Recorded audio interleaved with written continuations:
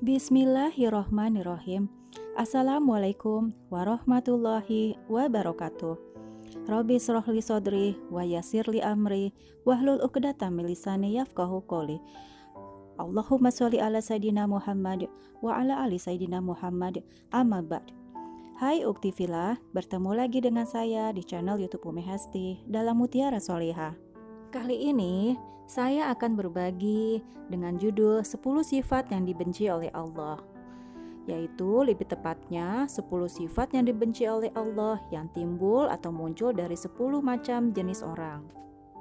Sebenarnya banyak sifat-sifat yang dibenci oleh Allah, tetapi ketepatan 10 sifat ini adalah sebuah nasihat yang dirangkum dari seorang ahli hikmah yang kemudian ditulis oleh Imam Nawawi Al-Bantani dalam kitabnya Nasyihul Ibad. Meskipun ke-10 sifat ini bukan langsung dari hadis Nabi SAW, tetapi di dalamnya sama sekali tidak bertentangan dengan Al-Quran dan Sunnah Nabi SAW. Ada hadis Nabi yang mengatakan bahwa al-hikmah dolatul mu'min. Hikmah itu adalah barang yang hilang dari seorang mukmin. Jadi, bila engkau temukan dimanapun, maka ambillah, karena itu sesuatu yang berharga bagi seorang mukmin. Apa saja ke-10 sifat yang dibenci oleh Allah itu? Yuk kita simak. 1. Bakhil atau kikir yang timbul dari orang kaya. Orang yang berlebihan justru harus bisa berbagi. Karena orang yang kaya kan sudah dapat diberikan harta yang banyak, diamanahkan oleh Allah rezeki yang berlimpah. Oleh karenanya, seharusnya ia mudah untuk mengeluarkan infak atau sedekah. Mungkin untuk orang yang berkekurangan, mungkin bisa dikatakan sulit untuk berbagi karena memang dia tidak punya apa-apa untuk bisa dibagi kepada orang lain. Berbagi tidak hanya sebatas materi, tetapi bisa juga ilmu, atau pertolongan, bantuan, dan sebagainya macamnya lainnya. Nabi kita Shallallahu Alaihi Wasallam sudah selalu mengajarkan kepada kita untuk membaca doa pagi dan petang yang di dalamnya untuk berlindung dari sifat bakhil atau kikir. Yang doanya seperti ini, Bismillahirrahmanirrahim, Allahumma inni a'udzubika minal jubni wa bukhli. Jadi kita berlindung kepada Allah dari sifat bukhul atau kikir ya.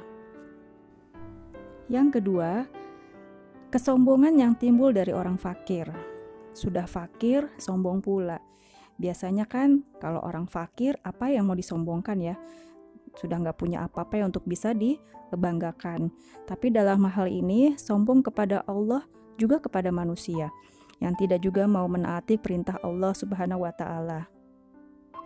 Sudah miskin atau fakir, tidak punya apa-apa, tetapi tidak juga mau memenuhi perintah Allah Subhanahu wa Ta'ala. Tidak juga mau beribadah kepada Allah Subhanahu wa Ta'ala, tidak mau sholat, tidak berpuasa, atau perintah-perintah Allah lainnya. Misalkan sudah miskin tapi juga nggak mau sholat. Jadi apa yang mau diandalkan ya nanti di dunia dan di akhirat? Padahal semuanya datang dari Allah, tapi tidak juga mau berharap dan tidak juga mau tunduk atas perintah Allah. Yang ketiga, ketomakan dari seorang ulama. Sebagaimana Allah sudah memberikan ilmu yang banyak, seharusnya bisa seorang ulama itu mengamalkan ilmunya dan bisa menjadi seorang yang zuhud, tawadu. Tetapi karena masih hubud dunia, maka ia memiliki sifat yang toma atau serakah terhadap apa-apa yang diiming-imingkan.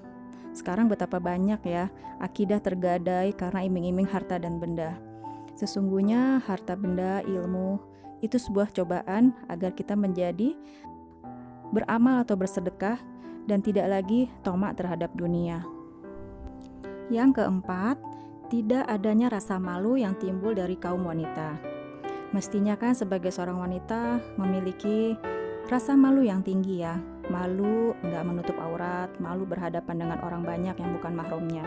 Tetapi sekarang kita lihat betapa banyak wanita-wanita yang bukannya malu tetapi malah menantang, sengaja mempertontonkan dirinya di hadapan orang banyak atau laki-laki lain yang bukan mahramnya, di medsos atau di pinggir-pinggir jalan atau di tempat-tempat di mana yang sudah bercampur dengan laki-laki. Ini sebuah tantangan bagi kita orang tua untuk mendidik anak-anak kita, insya Allah terhindar dari hal yang demikian. Yang kelima, cinta dunia yang timbul dari kakek atau nenek. Sudah tua seharusnya lebih memperhatikan ibadahnya ya, karena mau dibawa kemana dunianya kalau ia tidak takut kepada Allah atau tidak beribadah. Bahkan sebelum menjadi seorang nenek atau kakek pun Allah sudah mewarning atau sudah mengingatkan jauh-jauh ya di saat di usia 40, seperti yang tercantum di dalam Al-Quran, di Quran surat Al-Ahqaf ayat 15. Nanti Tifila bisa cek sendiri ya di Al-Qurannya, karena innal a'mal bil khawatim, amal itu tergantung bagaimana pada akhirnya, agar kita tidak masuk ke dalam golongan su'ul khotimah dengan menghabiskan waktu dengan menonton sinetron, masih suka shopping kemana-mana, sesuatu hal yang pasti dibenci sama Allah Subhanahu wa Ta'ala karena melalaikan ibadahnya. Yang keenam, kemalasan yang timbul dari kaum remaja. Nah, sekarang ngetren istilah mager ya, atau males gerak. Kalau untuk makan dan lain-lain sejenisnya mungkin nggak bisa mager ya. Tapi dalam hal ini, terutama untuk sholat atau menimba ilmu agama, kadang-kadang remaja kurang untuk bergiat dalam menjalankan ibadahnya atau menuntut agama. Tantangan kita sebagai orang tua, kita doakan semoga anak-anak kita bisa menjadi anak-anak yang mampu mendirikan agamanya dengan baik.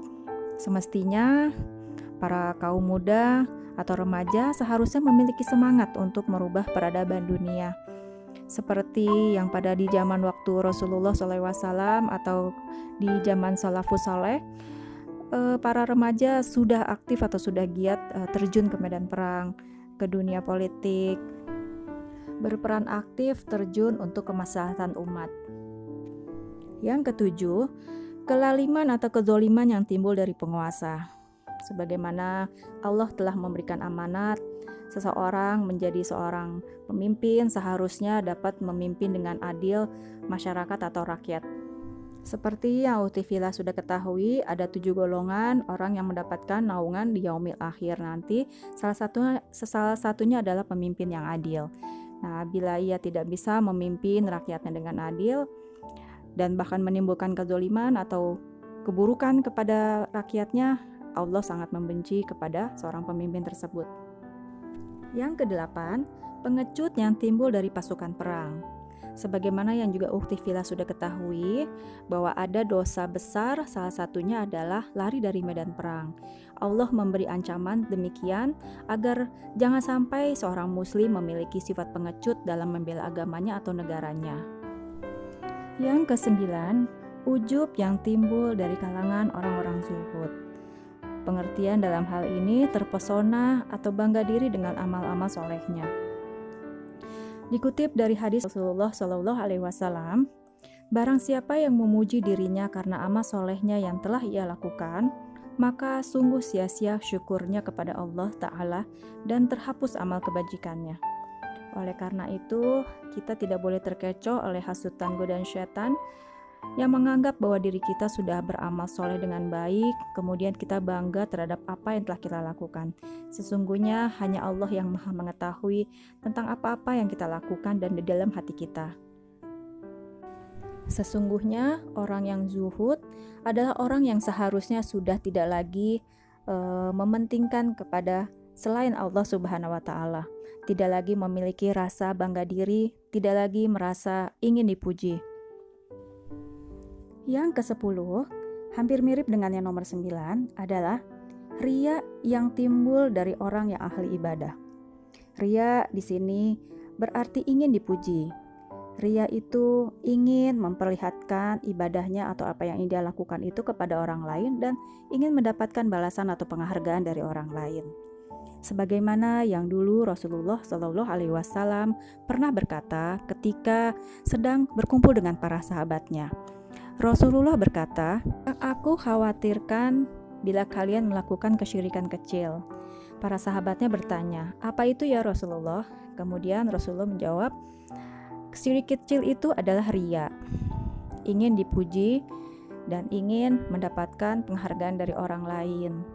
Riya itu diumpamakan syirik kecil karena benar-benar halus, tersembunyi, sebagaimana seperti yang suka kita dengar, seperti semut hitam di atas batu hitam dan di malam kelam. Jadi sangat-sangat tidak terasa, tetapi bahwa itu melakukan sesuatu kesyirikan kecil. Apalagi di zaman era terbuka seperti ini, informasi atau komunikasi cepat sekali sampai kemana-mana. Kita harus hati-hati, jangan sampai apa yang kita lakukan, ibadah yang kita lakukan itu mendapatkan cercaan dari Nabi Muhammad SAW, karena kita ingin dipuji, diumumkan atau diperlihatkan kepada orang lain lewat media sosial. Semoga 10 sifat buruk tersebut dapat kita hindari dan menjadikan kita untuk menjadi lebih berhati-hati lagi. Demikianlah yang bisa saya sampaikan untuk kali ini. Semoga mutiara solehah hari ini penuh manfaat. Balighu anni walau ayat. Sampaikanlah dariku walau satu ayat. Wa'afu minkum. Wassalamualaikum warahmatullahi wabarakatuh.